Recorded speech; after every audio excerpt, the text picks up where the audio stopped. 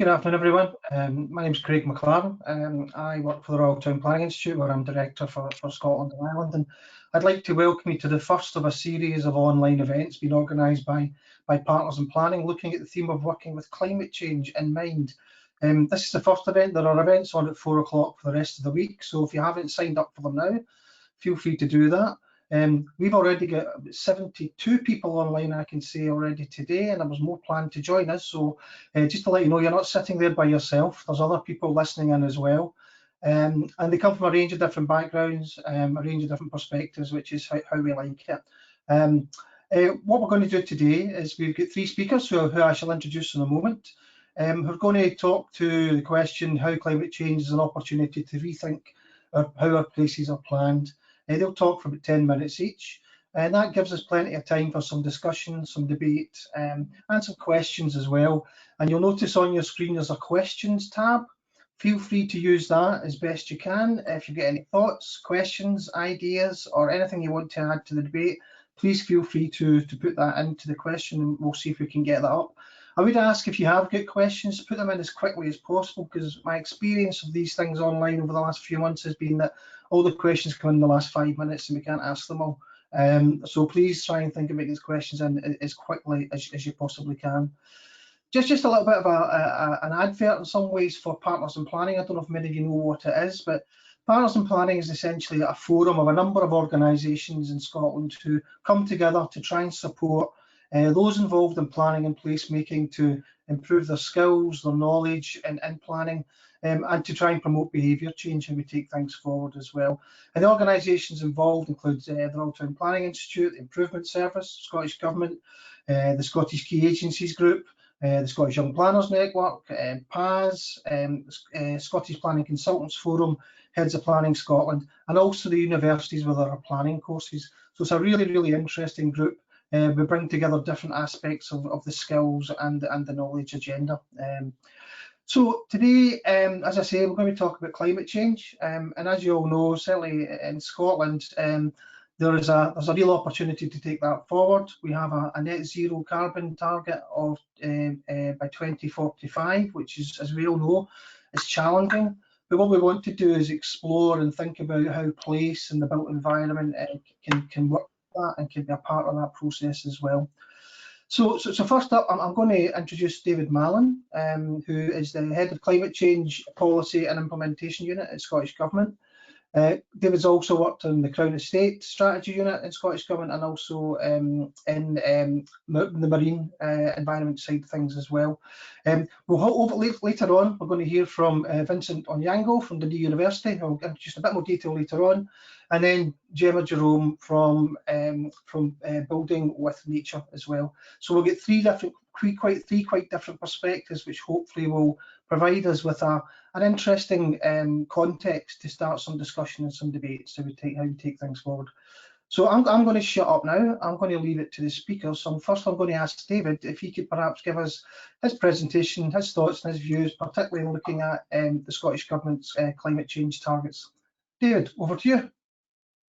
Okay, thank you, Craig, and good afternoon, everyone. I'm just being prompted to accept a show my screen option, which I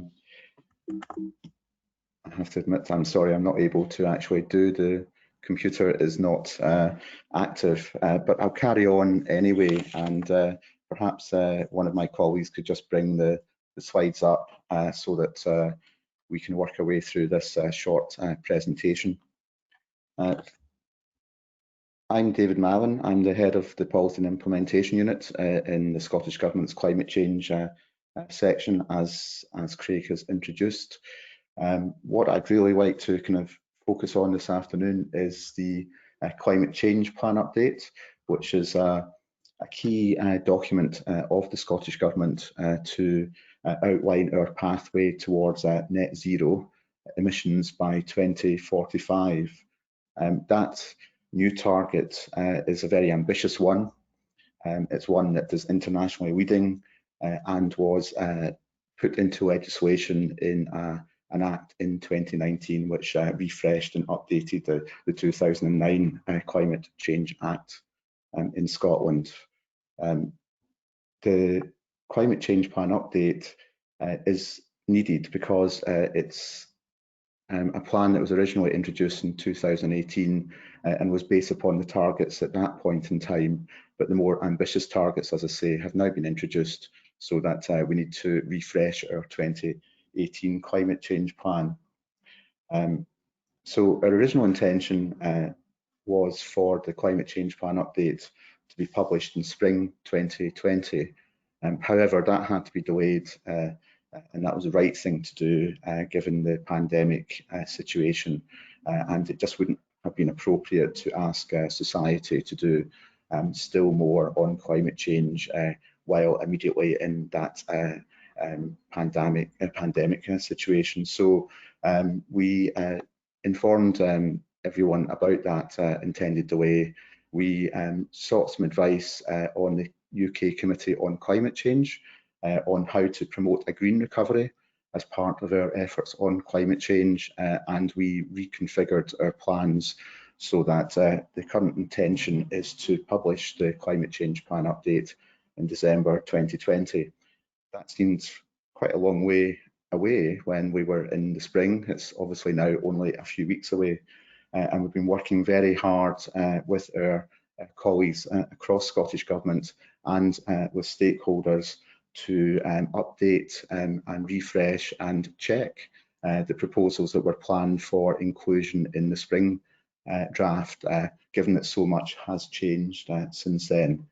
I should stress that this is a non-statutory plan update.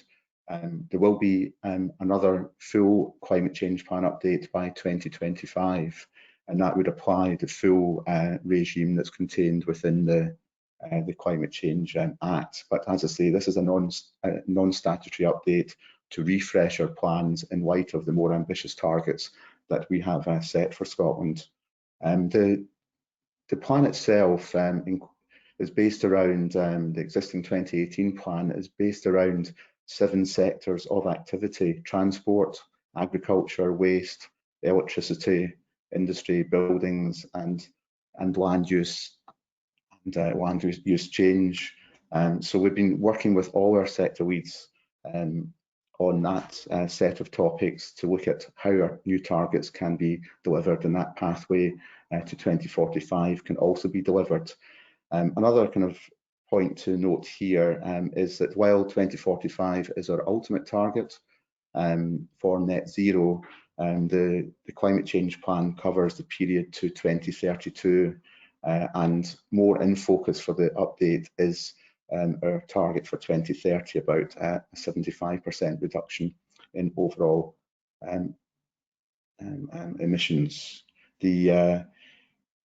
And to enable us to do that, it hasn't just involved internal discussions, but also, as I mentioned, the UK Committee on Climate Change and other bodies are advising us and inputting to the process. We have the Just Transition Commission, I should say, which is reporting on just transition, but has also provided advice on green recovery.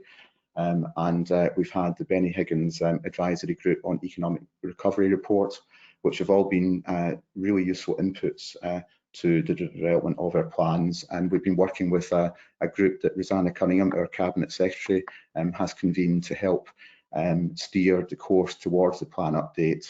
And that's the group, the Sustainable Advisory Group that she chairs and has been advising on the plan update. One important addition that we agreed to do on the back of the spring delay was to repurpose the plan to also include green recovery proposals. So I'll say a bit about that as well, but the original purpose of the plan still is there. So we're essentially aiming to refresh the existing plan, but also outline in one place all our green recovery proposals. Moving on to the next slide, new context in green recovery. There's obviously been unprecedented change as a result of the pandemic since the spring. We're still, not clear what the situation looking forward is, and we're still dealing with the pandemic, and we're still not aware of the full impacts of the pandemic. But nevertheless, there has been some changes, some positive, some negative, and we're still monitoring those. So the plan update is, I stress, being produced against a backdrop of uncertainty, but some positive behaviours that we've seen and that are positive for climate change, I should say, include more working from home, and less pressure on the transport system. But with that, another example of a negative a negative impact has been, currently some issues around public confidence in public transport. So there's a really kind of shifting and complicated set of drivers which are influencing current activity, which will continue, we think, to have a bearing upon the delivery of our climate change plans. But we have to move forward, we have to make assumptions, and that is what we're planning to do within that situation that is prevailing uncertainty. Moving on to the next slide. As I mentioned, the plan is being repurposed to also include our outline of green recovery proposals. That sits within a broader context. Obviously, you've heard and seen recent announcements over the summer up until now on specific initiatives that are intended to either contribute towards green recovery or contribute towards our recovery. More generally speaking, we've had also the programme for government, which is an annual announcement to outline plans for the next 12 months for government priorities. That was published in September and included a whole range of proposals which are deliberately intended to contribute towards green recovery. Those have included nearly £1.6 billion of low carbon funding to transform heat and energy of our buildings over the next Parliament. Also £500 million for infrastructure to support active travel, and £100 million for a new Green Jobs Fund over the next 5 years. In addition, a £60 million youth guarantee and a similar amount to support industrial manufacturing, as well as £130 million so far for investing in our national forests, and for good measure also activity to boost our energy efficiency programme, so that by 2021 we will have allocated more than £1 billion towards making people's homes warmer and cheaper to heat, I should say. So there's been a whole kind of range of announcements over the summer into the autumn, with programme for government being a set piece announcement, and that's part of a pipeline of announcements that government is using to develop and add to our green recovery proposals. And the next chapter, if you like, along with a finalisation of the infrastructure investment programme and our budget for next year, will be the climate change plan update published in December. So in December we'll have the climate change plan update. Moving on to the next slide, I wanted to show you this for illustrative purposes. Hopefully you can see a very kind of complicated table which is trying to encapsulate the emerging themes that we've been tracking on green recovery. Across the top of the slide are the various external bodies that we're in dialogue with and that we are in consultation with, including the Committee on Climate Change, the Just Transition Committee, various other bodies, including some independent organisations. They have all been providing information and advice to us on what they think should be a green recovery, and that input is really appreciated. Down the bottom, down the column on the left-hand side, I should say, are the themes that we've been tracking and that have been emerging from those discussions. So job creation, green transport, sustainable housing, just and fair recovery, education, climate resilience, renewable energy, biodiversity, green finance, conditionality of government support, and positive behaviour change being the range of themes that we've picked out. And I'm not planning to go through every line of this or every column of the slide, but as you can see, that forms a matrix. And I think the point here is that in our view, there's a lot of consensus around what the themes for green recovery should be when we look at the number of themes that are supported by the range of organisations. There's a lot of commonality there. And that's really helpful to us in developing the green recovery proposals for inclusion in the climate change plan update, and as I say, guiding the content of what will be published in December. So moving on to my next and final slide, I wanted to just give a flavour of what is next, what our next steps are. We're currently finalising, obviously, the climate change plan update and working closely with stakeholders on that.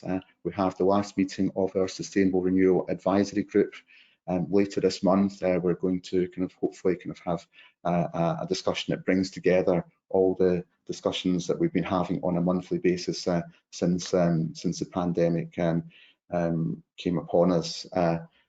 We're also planning to weigh the climate change plan update in Parliament in December, and from there we're expecting that Parliament will want to undertake its own scrutiny process and possibly and probably do that in an inclusive way by taking evidence from those that are interested in this topic. That's really for Parliament to decide, but that's a prediction based upon how similar issues have been followed in the past. And also, as I said, the plan will set out our plans on how we plan to meet our targets out to 2032, as well as our approach to green recovery. So, you know, the pathway towards 2032, the delivery of our 2030 target, and also our broader vision towards 2045 net zero is very much the purpose and the next step here. In addition, of course, COP26 is planned for November 21, now taking place, we hope, in Glasgow, and we have various other streams of work, including our Citizens' Assembly, the first meeting of which happened at the weekend there. We have, as I've already mentioned, our infrastructure investment plan to be finalised, along with the national planning framework. So we're in discussion with all of those leads for those initiatives to make sure that we're aligned, joined up, and that our proposals work as a package. And then looking further ahead, by spring 2025 at the latest, we anticipate finalising our next full climate change plan to replace the 28 climate change plan. So I'll pause there. Hopefully that was a useful canter through the various issues around the climate change plan update, its links to other initiatives, and including our plan to include green recovery proposals within the update. Thank you. Happy to take any questions. Thank you, David. That was a really useful overview and context for this. And there's a lot in there, and it's, as you've said, it's not an easy job you've got. It's a complicated job, and I think in looking at the matrix you had there, in terms of the different priorities around green transport, sustainable housing, resilience, biodiversity, behaviour change, they're all things I think which have an impact or place and the environment will have an impact upon as well. So I'm sure there were some questions around that. We have got questions coming in, which is great. I'm going to leave them to one side just now, because I think it's best to hear from all three speakers, and then we can start some questions around there. So I'm going to move on. Thanks, David. We'll bring you back in the next 10 minutes or so. We're going to move on to our next speaker. We've got Dr. Vincent Onyango. Vincent's a lecturer at Dundee University in planning and urban planning. There's a lot of stuff in research, and I know he does a lot of stuff around environment, around climate change, around environmental impact assessment, and around places and governance as well. And I know Vincent has also looked not just within Scotland, but internationally in a lot of his research as well. So Vincent, the stage is yours to answer the question. I will give you 10 minutes or so. On you go. Thank you very much, Craig, and thank you very much, David, for a very interesting presentation. So I'll give you a small perspective from what we are thinking at the University of Dundee And I'll start off by just reinforcing the idea of spatial planning as this discipline about coordination of practices and policies that affect our spatial organization. So within that context, the operative word for us is the coordination of practices, activities, and policies.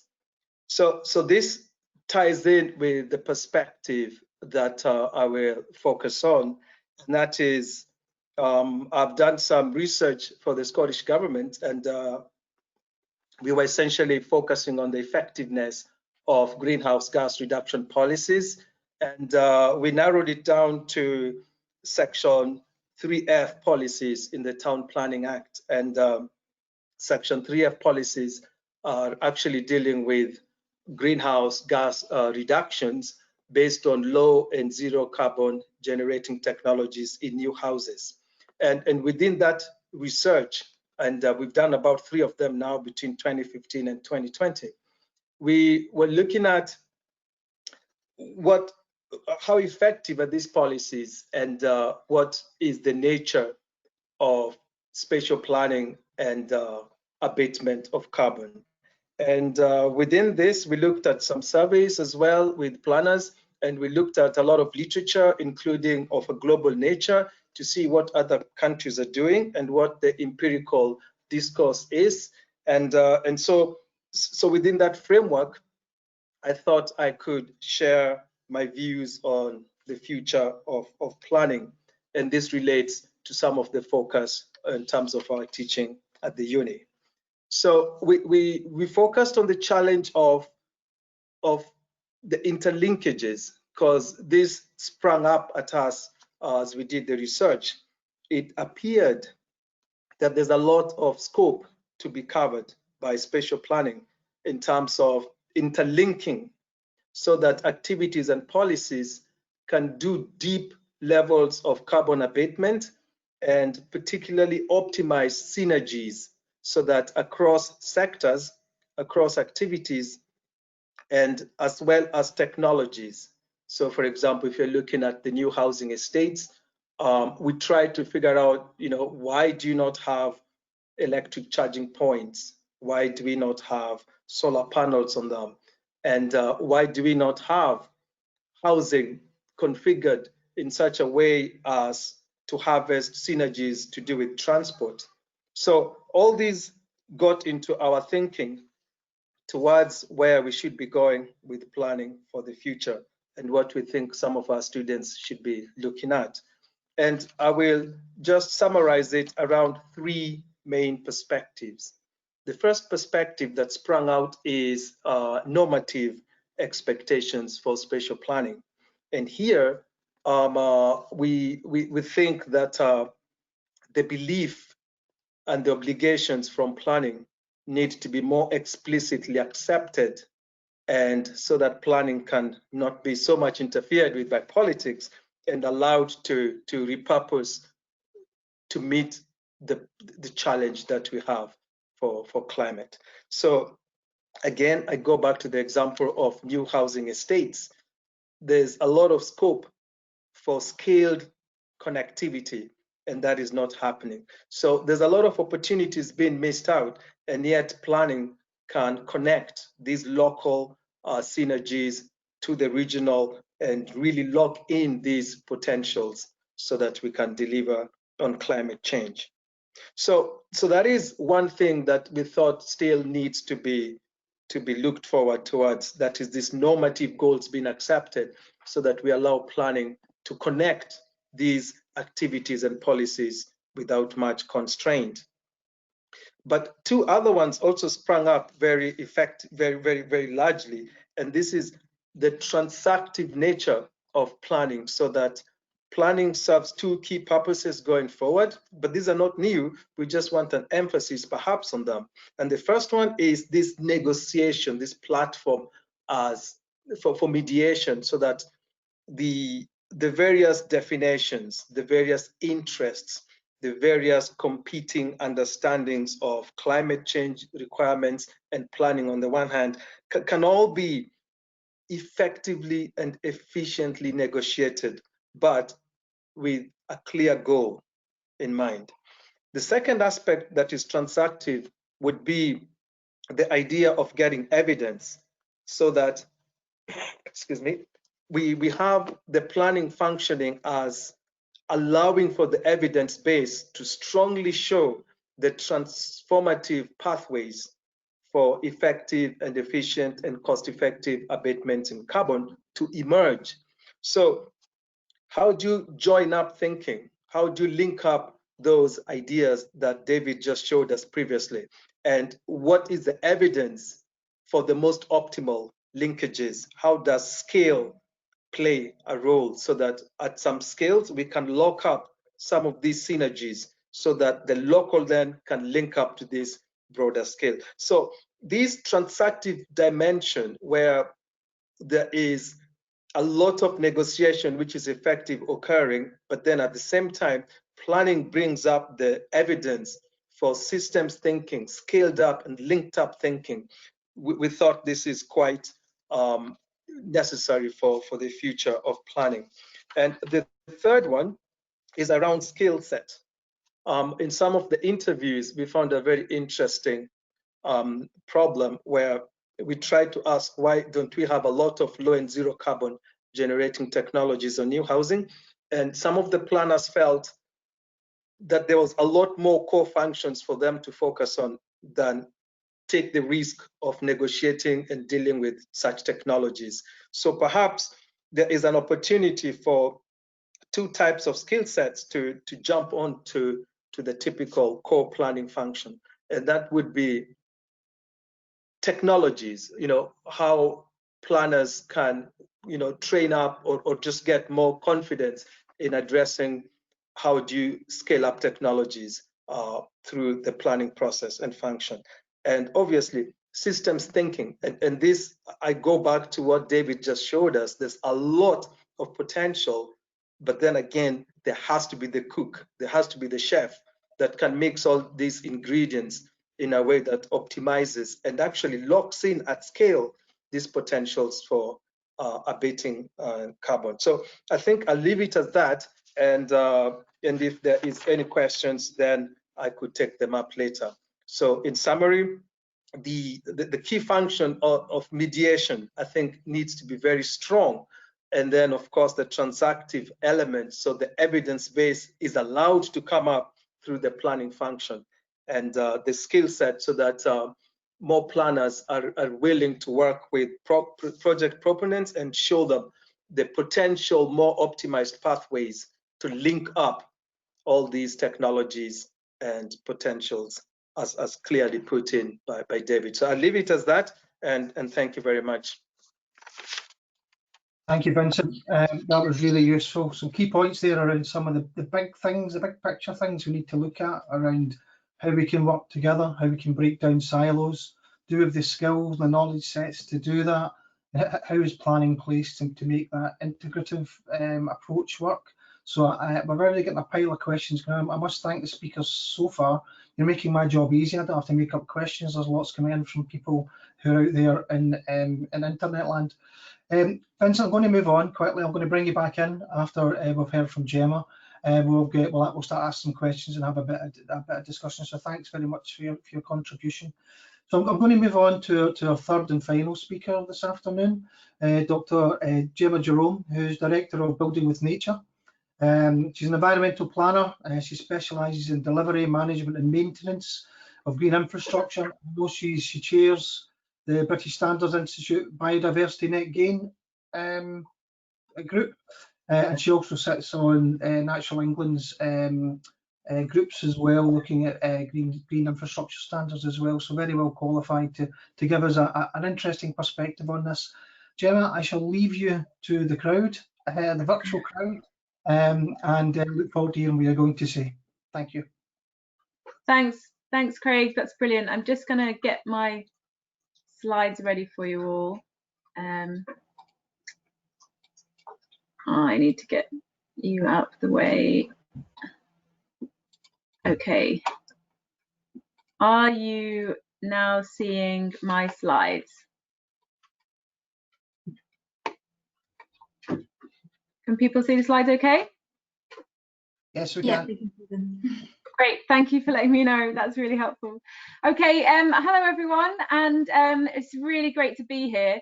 As Craig said, I'm a planner and I specialise in green infrastructure.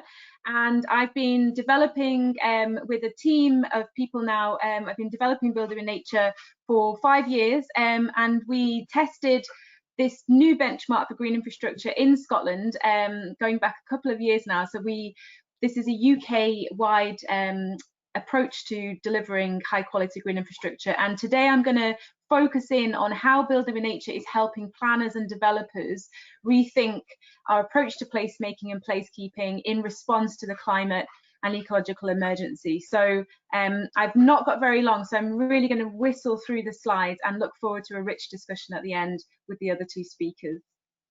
So for those on the call who are, I'm trying to click through, there we go.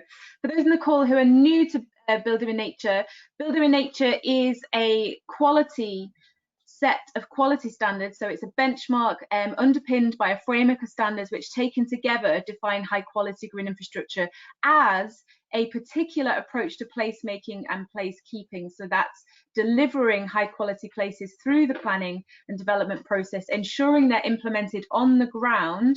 So we have a post-construction element within the benchmark, and that there is the appropriate mechanism and model of governance in place for long-term management and maintenance. And so that's where the placekeeping comes in. The standards themselves have been developed by drawing on existing good practice and also bringing in the role of looking at knowledge. So if there's any gaps in good practice, we'd address those as well. And we looked at good practice from across industry and also internationally. So this isn't just focused on what we know works in the UK, but it is geared up specifically to work in the UK. We can reassure people that the standards themselves work at each and every stage of the planning and development process. So at that plan making stage, I'm going to talk a little bit about how the standards are being used to create great policy, including bringing forward a case study from Scotland, and they're also being used to deliver on the ground, and then to also assist with plans and processes around management and maintenance. The role of standards then. We started with a question back in 2015, a question of what does good look like, because we recognised that there were strong incentives to adopt an approach to development that uses green infrastructure, and yet there was a delay in industry really consistently and effectively doing that each and every time. So we wanted to create a set of standards which would incentivize industry to do that, make it easier to understand how to deliver the commitments that were secured in good policy. So actually making it clearer to industry what good looks like. And we did this by creating a framework of standards around these 3 themes. So well-being, water and wildlife, that's the way we describe the essential ingredients to a high quality place. So these are places that we all want to live, that we can be proud to live, to work and to learn in. So this is a place-making tool principally. And the standards framework covers off all 4 of these areas here you can see on the screen. We've got core standards to enable people to really understand what we mean by green infrastructure and how it's key to help us tackle the climate emergency. So moving away from a conventional approach to provision for open and green space. And then we look at the 3 Ws. So these well-being, water and wildlife, these areas of the standard taken together, this ensures that we're delivering high quality places both for people and for wildlife, and also addressing those really tricky challenges that are getting more and more important with unpredictable patterns of weather and the changing climate around flood resilience, and ensuring the safety of the places that we bring forward through the planning process as well. We're really pleased to see that there's becoming a more recognition about the role that Building in Nature can play in the planning process, and we were delighted to see recently that the Royal Town Planning Institute gave focus to our tool in their review of tools that can be used to help address the climate emergency.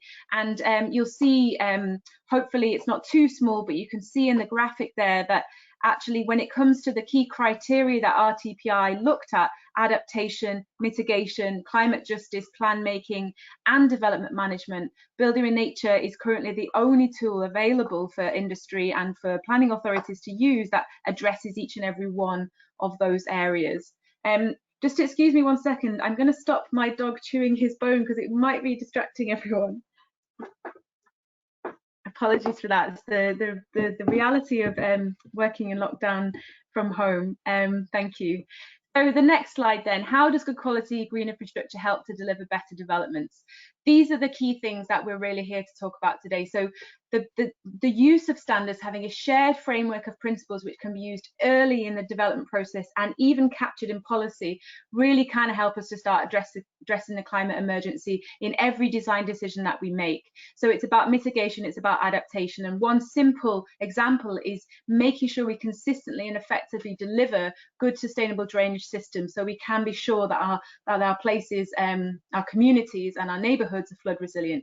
The ecological emergency, we need to be addressing the fact that we have a catastrophic decline in biodiversity, and those areas, those biodiverse areas, actually are key to ensuring we can move forward into the future using nature-based solutions to really ensure that we can be as resilient economically, socially, environmentally as possible. And then very topical, the health emergency. So focusing on outcomes for people is really, really key in a broader narrative about addressing the climate emergency. We need to make sure that there's high quality green space for everyone, making spaces as inclusive, accessible and enjoyable as possible. And then green growth. So we're starting to talk a lot about how do we build back better after COVID.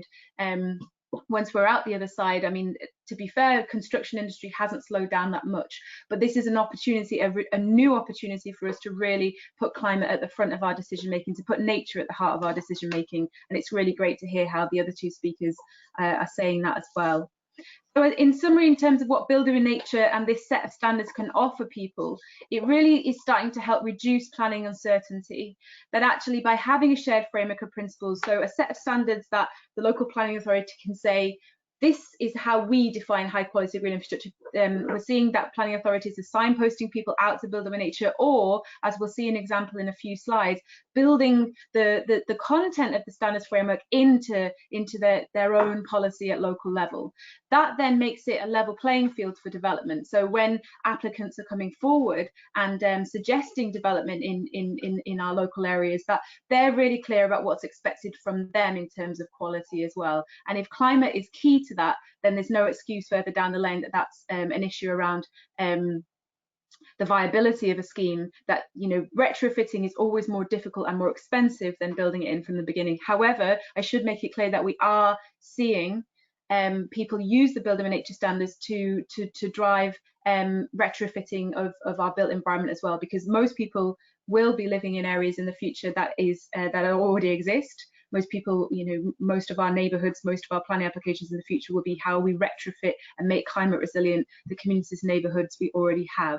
In terms of the sell then, if you like, to the development industry, the feedback we're getting about people using the standards is this is helping them to get a smoother passage through planning. It's back to some of that kind of old school ideas around having a design charrette. So rather than being in silos and making decisions in our disciplinary areas, Building in Nature is actually helping to bring people around the table, virtual table at the moment, of course, but rather than kind of having an attrition or, you know, an arbitrary negotiation process, it's about building consensus, it's about having a conversation, you know, so the good old-fashioned planning in a kind of multidisciplinary design process. So it's helping secure benefits across these areas you can see on the screen there, and ultimately it's about making it easier for industry, so practical ideas about how we can tackle the climate and ecological emergencies. It's not just for development either. So we are working directly with planning authorities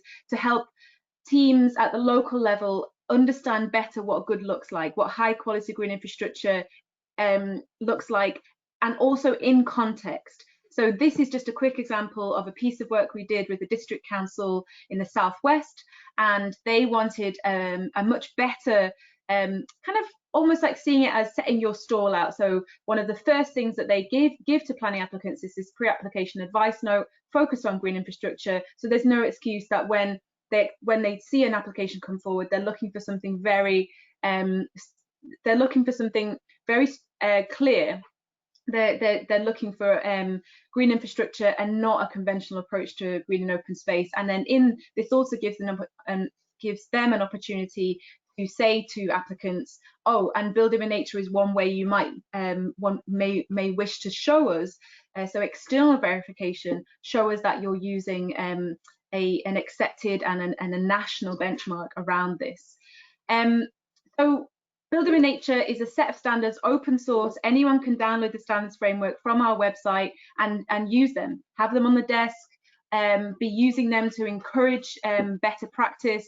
You know, we have a lot of people downloading the standards every week. However, if you wish to achieve formal accreditation and get an award, so an external verification of the quality of your physical development, or we also do assess strategic policy documentation like local plans, local development plans, then that's a paid for service. So you would appoint an approved assessor, and that assessor would then hold your hand through the assessment application process and then put that through to Building in Nature, who would decide whether the standards, you've demonstrated compliance with the standards. And that gives reassurance to a whole range of stakeholders, not least the planning authority if it's a physical development, but also elected members are saying that they're very keen on this, and also community, so it can help reduce or at least make more positive community conversations, community engagement, and reduce objection. So you can find out more about the accreditation award system online as well. And then I just wanted to flag that our first policy accreditation in the UK was Western Bartonshire Council Local Development Plan 2. We were very proud of the team at Western Bartonshire Council, because they have created what is a national exemplar in the LDP2.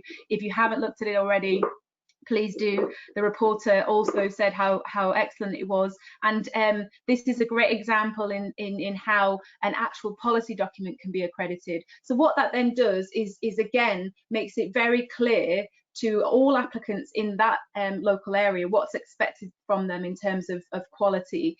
And you can go further in that you can expect, or you can encourage, the accreditation of individual development areas, but this just gives you that reassurance at the strategic level that the policy requirements themselves are very clearly underpinned by an evidence-based set of standards.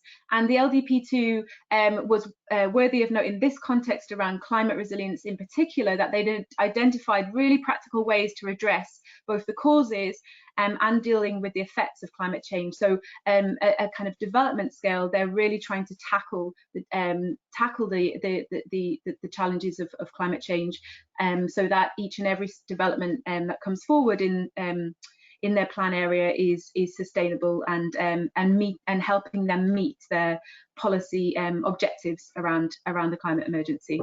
And the last slide from me is that we just want to make it clear that we are working both directly with developers. So we are seeing developers come forward and voluntarily, so it's a voluntary mechanism in case I didn't make that clear, voluntarily say, I'm looking for a way of differentiating myself in the market. So we're getting physical development accredited, and that's the driver. But a lot of people who come through for accreditation of their physical development, it's because the local planning authority is aware of Building in Nature and is starting to ask for that external verification. So what's in this for LPAs is an evidence-based and consistent approach to tackling the climate and ecological emergencies. It's best used at an early project stage. So the ideal scenario is like that which we have in Western Bartonshire, where the policy itself is accredited and people are made aware of what is meant by high quality in that area, what does good look like in your plan area, and it really does help to create a multidisciplinary approach, so input from the whole team. can help to bring forward better development that has climate resilience running through it. So each and every stage has considered, so the design is considerate of what makes a climate resilient development. Implementation, construction process is aware of that, and then how the green infrastructure features are being maintained and managed also has considered the need to be resilient. So it gives you that very clear structure and process. In terms of what's expected from a build of a nature scheme as opposed to an ordinary application, it's not that people need to do anything extra. A good planning application is likely to be in line with the build of a nature standards, but it's about pulling it all together into one place so we can actually assess and accredit that development. And then kind of finally, we hope that it offers some reassurance to planning authorities and also to a wider stakeholder group that the high quality green infrastructure which we see at planning application stage will actually be delivered, because as we all know, there's too often a deterioration of quality when a scheme actually gets to the construction or post-construction stage. So it can support the enforcement role of the planning system as well. So I believe that is all my slides. Thank you, Craig, and looking forward to taking questions. Thank you, Gemma. Really good. For me, I took a lot there about the fact that we need to be much more upfront, much more proactive, and much more loaded in our approaches to the planning of places as well, rather than just tacking things on at the end. And the stuff that you do is helping do that and provide some certainty for developers, for communities, for whoever's getting interested in this as well. Thanks very much for that. Thanks to all three of our speakers this afternoon. Different perspectives, but I think very useful. There's some common threads running through it. I said earlier on, we had a number of questions coming in, and I'm going to try and pull some of them together, or maybe merge some of them together, just given the fact we've got so many. We've only got about sort of 12 minutes left for Q&A. I don't know if you want to join us as well, David, if you can, or if you're there. In the meantime, I'll carry on with some thoughts and some questions. And I suppose one of the things that struck me, and it comes out through a question we've got from Graham Marchbank on the questions box. There's a bit about almost the policy context we have in Scotland is one which is seen as good, the sort of legal and policy context. Graham talks about how the Climate Change Committee stresses the need to make sure we can convert proposals to policy and also the delivery as well. And I'm just wondering what you think are the opportunities and the barriers to actually make this work on the ground. I'd be interested from you, David, as to how Scottish Government's trying to address the delivery rather than just the policy as well. I'd also be interested from Gemma and Vincent as to their views and what they think can be made to work. So can I pick on you first, David? Don't take it badly, but just given that you've given us that really useful overview of the policy and legal context, how are you going to deliver it, and what type of things are you trying to do to try and make that happen? Okay, thanks, Craig. I think from my perspective, the climate change plan update, yes, it's not just a plan; it's about delivery, and a good, test is how we deliver. I think it's important to keep in mind that the targets that we're seeking to deliver are for Scotland as a whole. So there's a real need, I think, for further dialogue and partnership working with all sectors of society, and including the business sector and local authorities too. So I think there's a partnership approach that I think is an opportunity and will be something that we're keen to do, which is to have further discussions with local authority partners through COSLA, etc., on how we can contribute towards our plan. We're already in dialogue with COSLA. COSLA is a member of the group that I mentioned, which is chaired by Rosanna Cunningham, and we have official level discussions with COSLA too. But I think we need to build on those through delivery. And also green finance is a major strand to our policy thinking, and we're very interested in having further discussion with the business sector on that too, which is already happening, but we recognise needs to be continuing and to be built on. So I think partnership working is the opportunity, and that will best enable us to meet our targets on a society-wide basis. Okay, thanks, David. That's useful. Just wondering, Vincent, if you want to come in, you talked a bit about this as a sort of thread of what you'd said about the delivery side of it. So I don't know what your views on that, how we can make that happen.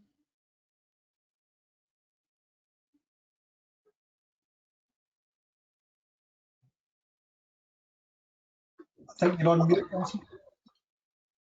All right, good.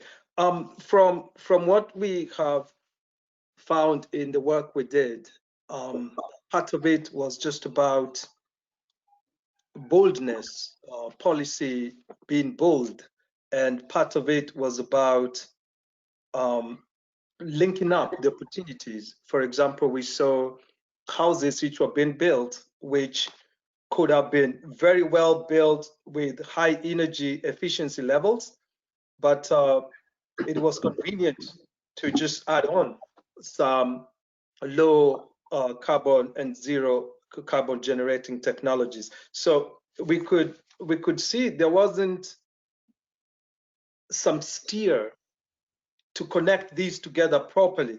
And there were places where, you know, new houses were being built and there were no charging points. So you can see the future thinking of houses that will be providing energy so cars can be used as well, electric cars, was just sort of missing. And this type of coordination, I think, is where a big impact can come from, because if planning can pull these things together, then it locks in. And if it's done at scale, for example, there were places which had a lot of potential for wind. If they could harness that and really exploit that, then it filters through even the housing that they put up. And so this, I'm still not very clear exactly how you can bring it about, but it's very clear what needs to link up, because if that is in place, then it locks in all these amazing opportunities for quantity, but then for interrelationship, so that a house is not just a house, but it's also part of transport, because it will charge your car, but it's also part of energy storage, because when there's too much solar, there's also some that is, you know, it's also charging up, and so this is where we were left wondering when we can get to more effective linked up aspect of policy. Okay, thanks, Vincent. That's useful.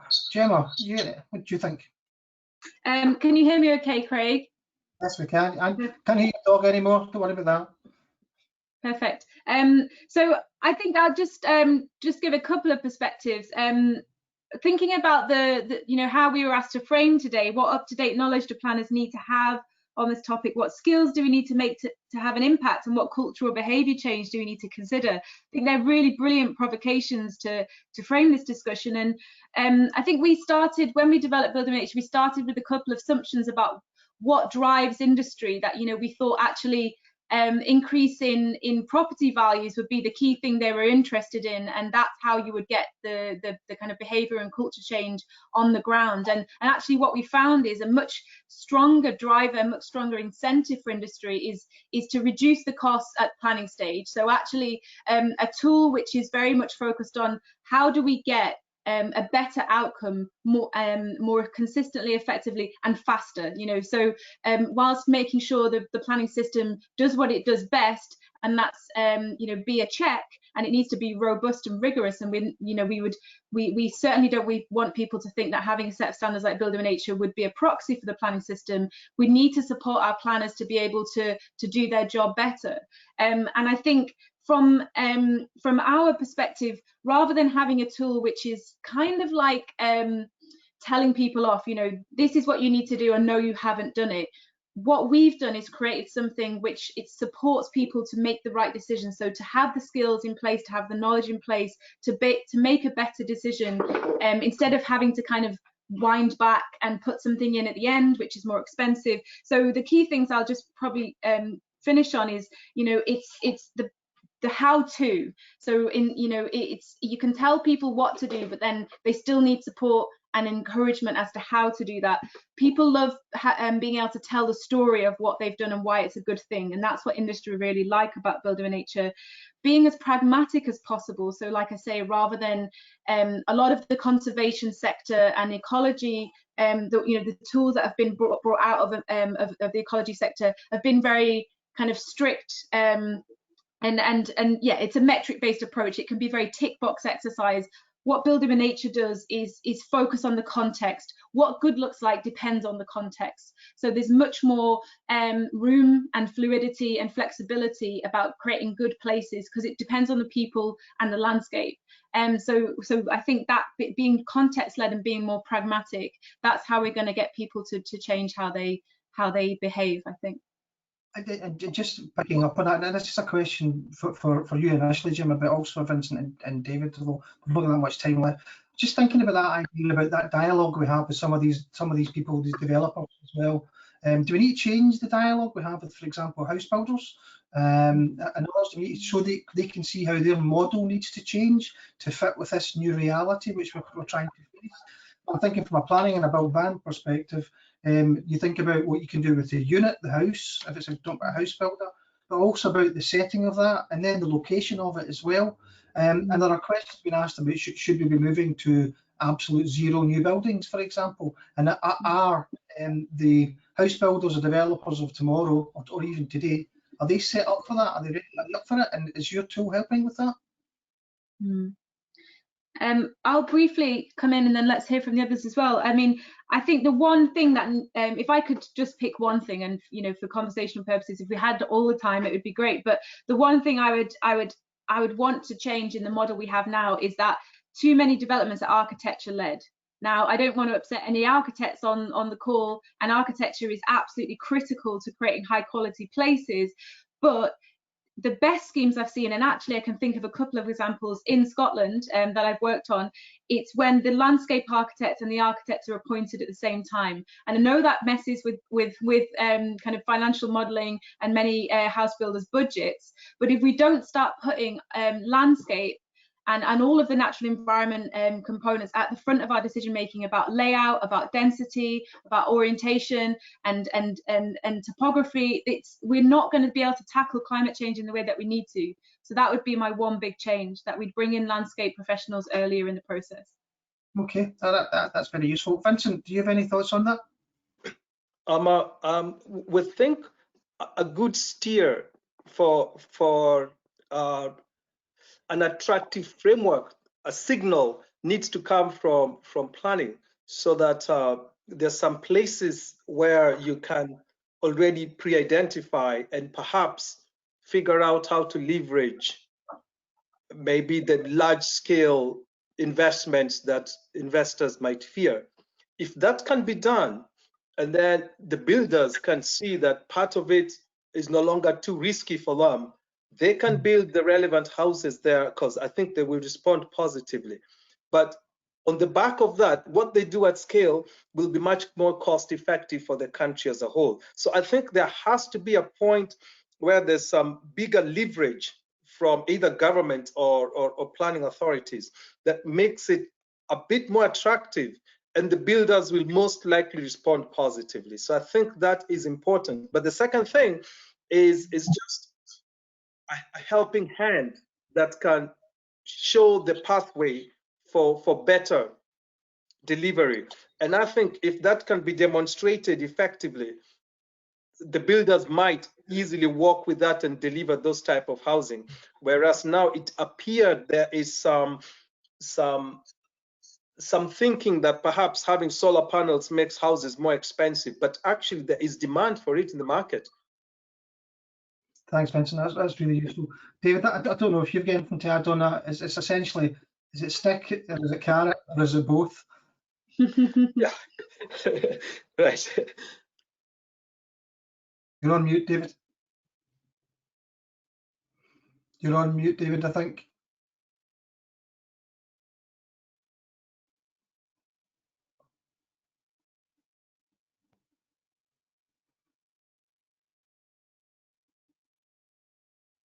No.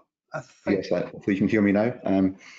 Sorry, yeah. I was going to say that I think it's a combination of levers, and we're looking at all the levers across the climate change plan update to best ensure that we're able to meet their targets. So levers can obviously be policies, money, regulation, other things. So regulation, I think, is part of the equation. I think it's also about cross-cutting opportunities and how we take advantage of them. I think Vincent was spot on when he was talking about the opportunity to look afresh at, say, what a house is and what role it performs, to include, for example, charging of electric vehicles as well as a more traditional function. So looking across our kind of various sectors that are contained within the climate change plan is something that we're actively doing to exploit cross-cutting opportunities. That's my kind of perspective on that question. That's great. Thanks very much. I'm going to have to wrap up. This conversation could go on for another hour, I think, but I've got plenty of questions in, but I'm afraid we don't have the time. I just want to leave you with one thought, actually, which has come in through a question, and it's about if we need to change our priorities. And thanks to Greg Templeton, he asked this question, says, a car manufacturing plant would have applied for planning permission and they get it in perpetuity. But if you want to put in place some form of wind farm, for example, you usually get that restricted for 25 years. Is that the right way around? I'll just leave that with you. I'm not expecting an answer, but I just think it's an interesting question. I'm just going to have to wrap it up there. We're already over on a couple of minutes, but I think that's because it's been really interesting presentations and discussion. I'd like to thank all the speakers, Gemma, Vincent and David. Three really interesting and quite different but useful presentations, so thanks very much for that. I'd like to thank all of you who come along. I think we had about 94 on the line at some stage, so that's a really good turnout, so thanks for that. And thanks for posting in your questions. I'm just sorry we couldn't get through them all, but I did warn you, time is tight, so but it's good to know there's a level of interest and a feeling of wanting to try and sort of find the answers to this, which I think is useful. And the final people I'd like to thank is Trevor and particularly Susan at the Improvement Service for doing all the background stuff on this. These things, as you know, just don't happen by magic. There's a lot of stuff goes on behind the scenes, so thanks to them for making this happen. I'll wind it up now, and for those of you who are around tomorrow afternoon, remember there's more of these sessions during the week, so do feel free to go in and check them. Check on the website, partnersinplanning.scot. And with that, I just wish you, I was going to say a safe journey home, but you know what I mean. Stay safe. Thanks very much for participating. All the best. Thanks. Thank you.